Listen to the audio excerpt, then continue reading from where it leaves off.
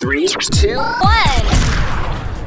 Welcome to another training video for WWSU Radio. In this training video, we're going to show you how to start a remote broadcast.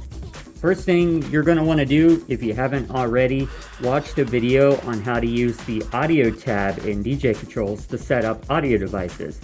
Because you're going to want to set up and get your audio devices ready to go for your broadcast prior to doing your broadcast. So in this demo training video, we have a Linux computer where we have a microphone that is going through the Pulse In channel, and then Pulse In 2 is set up to play computer music, or computer audio rather, which we're going to play a music track. For this demonstration, we do not want the microphone to go on the air, so we do not have remote broadcast input checked for the microphone, or for anything for that matter, except for Pulse In 2, because the only thing we want to go on the air is the music that we're going to play on the computer when we do go on the air. So once your audio devices are set up, you're going to click the remote button up here, and you're going to get a menu where you can fill out your show information. First, you're going to check to confirm that you looked in the audio tab and confirmed your audio devices are set correctly and at the volumes that you want them. You're going to confirm that you read the announcements on the announcements tab, because sometimes there are some important announcements that you're going to want to read regarding WWSU Radio. You're also going to want to read the system problems section, because there might be some sort of system problem that affects how you do your broadcast. Like for instance, if the recorder is offline, you may want to record your show yourself. So it is important to read these before you do your broadcast. So going back to that form now, we're going to check yes, we're going to check yes. Post to call. Generally, you're going to just use whatever it selects by default. But if the engineer says that there's a problem on a certain computer, you might want to change that to a different computer. Or if you're having issues using one of these computers, you may want to switch to another computer. And we'll talk about that momentarily. If you're on the schedule, it'll automatically fill in your nicknames, the name of your show, and the description. If you're doing some sort of special show, or if you want to inform your listeners on what you're going to be doing on your show today, I would highly recommend that you type that out in the episode topic description box. This will show up on the website as well as the display signs, so people know what you're talking about or any special guests that you're having on your show for that episode.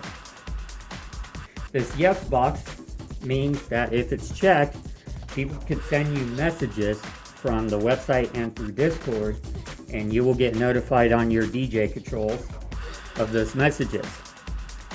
You can uncheck it to prevent people from sending messages to you on the website.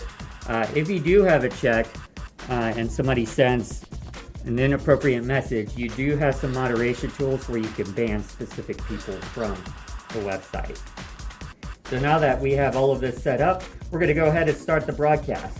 Now what's happening is your computer is establishing an audio call with the computer that you selected here at WWSU Radio. And that's how it's going to transmit the audio.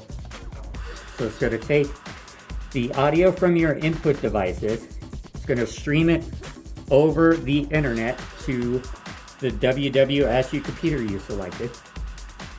And then that computer is going to send the audio over the air when you're on the air. It mutes it when you're not on the air, such as when you're on break. That computer will also monitor your audio call for things like excessive silence, disconnections, so say if your internet goes out and you lose the call, and also audio quality, and that's what this progress bar is for. When you have a bad network connection, the call quality meter is going to go down, and that may indicate to you that you may need to adjust something in order to improve your call quality. Some common reasons that your call quality will go down include a poor network connection, a slow internet connection, and also if you're running other programs on your computer that take up a lot of processing power or CPU or memory, that can also affect this broadcast.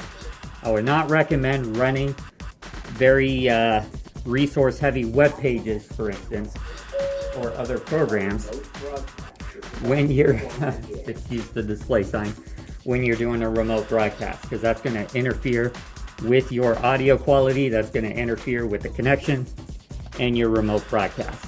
So here we got a cue. It's going to count down to when you are to go on the air.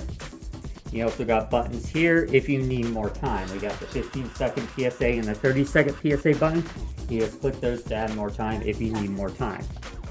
If you notice, you probably didn't hear it, but your computer will also give audio cues as it's counting down. This is especially helpful for sports broadcasters when they're using headsets.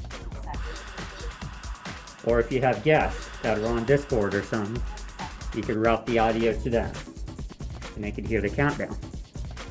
So we have 5 seconds now. We're going to get our audio track ready to go. When we see the on-air badge, we're going to begin. So now, we should hopefully be playing music on the air. I'm going to check now.